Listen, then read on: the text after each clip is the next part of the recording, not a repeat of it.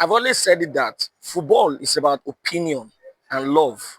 Because if not, what is the meaning of this FIFPRO whatever that I just saw yesterday?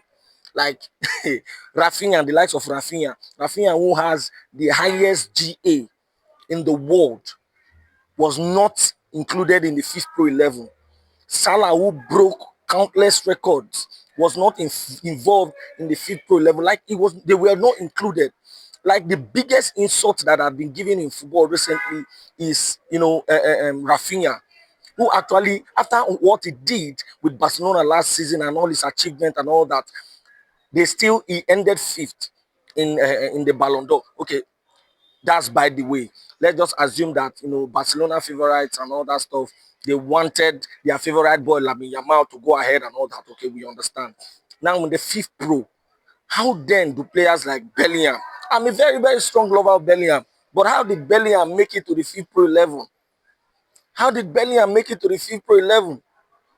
Okay, let's say Kylian Mbappe actually did very well individually. He did really, really well. But I still do not think that he deserves to be, in the FIFPRO 11 than the likes of Mo Salah and the likes of Rafinha. Because if you take out Rafinha, if you take out Bellingham and take out Mbappe, you now have space to fit in Rafinha and Mo Salah.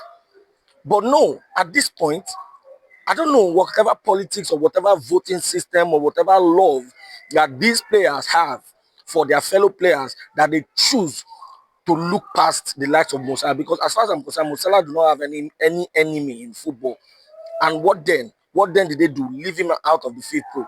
This is a fraud. This is just a joke. If the FIFPRO 11 is actually based on last season's performance, I do not think that the likes of Jude Bellingham and Kylian Mbappe should be involved in the FIFPRO 11, because apart from individualistic performance and having the golden boot, I do not think that Kylian Mbappe is actually worthy of being in the FIFPRO 11, because he did not back it up with trophies. He did not back it up with trophies. Same as Jude Bellingham. He did not have that optimal performance that was expected of him last season.